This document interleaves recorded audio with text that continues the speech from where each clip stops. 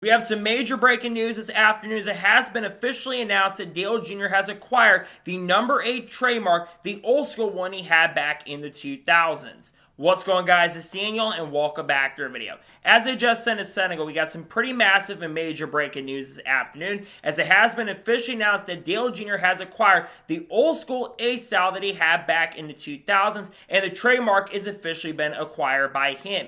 Here's the announcement from Dale Jr. today. Through the USTPO, we successfully secured the rights to the stylized number 8. Therefore, we will be moving away from the original Junior Motorsports number 8 font we have used since 2019. We are looking forward to the remainder of an already successful season.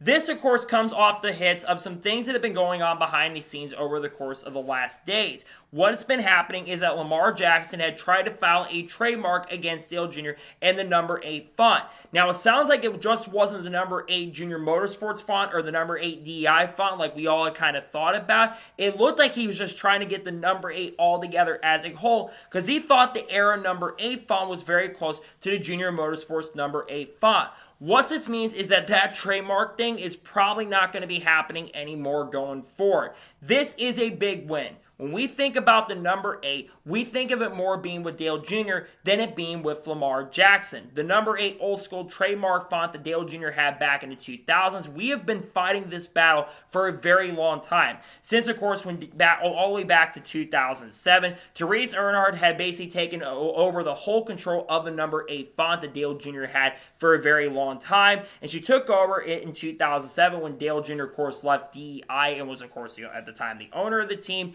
He left to go over to Hendrick Motorsports, and then, of course, at around that time, Junior Motorsports was formed around 2005 to 2006, and he had that font that came in 2019. Junior had been fighting to get that trademark for a very, very long time, and then it was announced last year that Teresa was basically giving up the rights to the old school number 8 trademark. The Budweiser colors, among all things, were used for some late model races last year, and we do expect that car probably will be on the track once again for certain late model race in 2025, and perhaps also in 2026 as well. Why did Dale Jr. want this? Well, he wanted to have control of a number 8 trademark of his own style because that is iconic to Dale Jr. and the branding. When you think of the number 8 car that Dale Jr. had, you think of the Budweiser scheme that Dale Jr. had from 2000 all the way up to 2007. And I think that this is such an iconic brand that Dale Jr. has. So for him now to have full control of the number 8 trademark that he had is very, very important. The one thing that needed to be cleared up is the fact that Lamar was not going after the DEI number 8 trademark, which I think is very, very important, right? Because if Lamar was going after the DEI 8 trademark, that would have made no sense whatsoever, and that would have been thrown out of court completely. But this is big for Dale Jr. because now he'll have the opportunity and chance to use the merchandising and the branding for what he wants to use. He'll be able to use it for sales, for marketing, among other things, and he'll be able to use it maybe for throwbacks as well. And maybe, let's say, down the road, if Kyle Busch stays at RCR next year and he wants to do a throwback to the Budweiser car, maybe Dale Jr. will basically grant him that opportunity, considering Dale Jr. and Kyle Busch seem to get along a lot more than they did back around 2008 when they got in beef. But I think that this DEI number 8 is so important to the history of NASCAR and Dale Jr. brands. If Lamar Jackson thought that he had more control over it than Dale Jr., you all sadly are mistaken. Lamar Jackson, yes, he's a great NFL player. There's no denying that. There's no question about that. But the fact that Lamar thought he had control of the 8 altogether absolutely blew my mind. And going after Troy Aikman too, I thought was really stupid on his end as well. So at least we know that he's going to be abandoning and not getting involved with this, that being Dale Jr., and can focus on using the 8. That stylized number 8 being back on the track brought back a lot of memories when I became a fan of the sport in the mid-2000s. I've been a fan of the sport for almost 20 years at this point. When I think of iconic cars, I think of the 8 Budweiser machine. And it's going to be fun to see that car, which I would not be surprised or shocked if you see Budweiser on a car for Sammy Smith at some point in 2025, because I know Budweiser wants to do some stuff with Dale Jr., it sounds like, and with him bringing that back for the late model scene at the end of last year, I think it'd be really cool if we got to see that on the track at some point. I just think it's so amazing that finally Dale Jr. has now full control over the A trademark of his own stylized font. That font is so important to NASCAR history and one of the most iconic cars and one of the most iconic brandings of the sport itself. This is a massive, massive win for Dale Jr., and I think this is a massive win for NASCAR as well. That iconic branding is going to be able to be sold. It's still one of the most iconic cars out in the history of the sport, and I think it is a massive and major deal for Dale Jr. to be able to officially secure the number 8 trademark that he's been trying to get for a very, very long time. And again, I think that I hope we do get to see a modernized Budweiser car on maybe like the Xfinity cars, because we kind of saw it with the COT, which the Xfinity car is kind of based around the COT nowadays. But I think it'd be really awesome if there's a chance and opportunity for them to get at as well. I think that the merchandising sales that Dale Jr. is going to be able to get is cool, and I think that's something that's so important is for younger fans who've come into the sport in recent years to know the history of that number 8. One of the most iconic paint schemes in the history of the sport.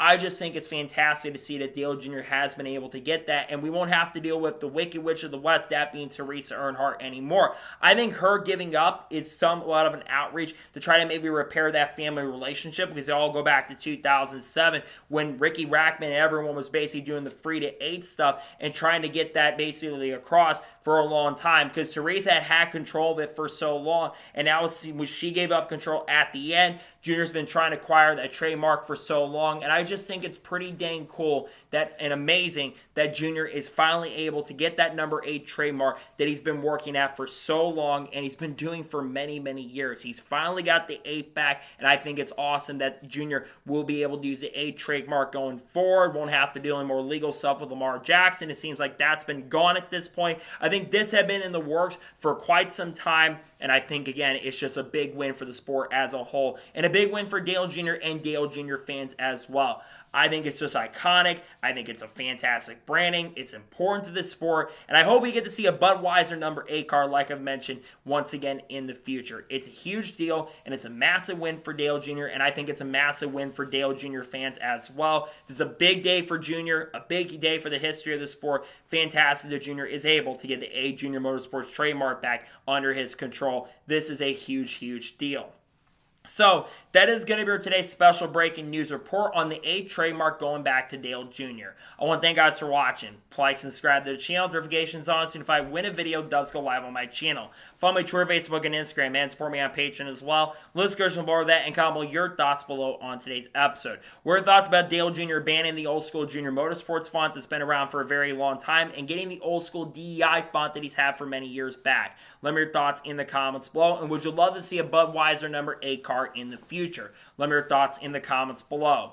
I don't think there's any more videos dropping today on the channel. Tomorrow we're going to have the reactions to the NASCAR Xfinity Series race. We're also going to have reactions to Cup qualifying as well. Then on Sunday we're going to have the Cup review for Darlington. We're also going to do an SVG video perhaps and a starting lineup video for the Goodyear 400 as well. Then Monday we'll talk more about this news around Junior getting the 8 trademark back under his control of the old school DEI 8 number font. We're also going to do videos maybe on Haley Deegan, Shane Van Gisbergen, Collards, Kurt Busch, Kyle Busch, Connor Zillis, Junior Motorsports, Sheldon Creed, Sam Mayer, Matt DiBenedetto, Frankie Muniz, Cletus McFarland with news around him this week, Kyle Busch, you name it, Bubba Wallace, a lawsuit between 2011 and Front Row Motorsports, Lamar Jackson perhaps, and maybe people like KSI Logan Paul, Donald Trump, all that good stuff we'll maybe talk about on the channel coming days and weeks. We'll talk about all that coming up very, very soon.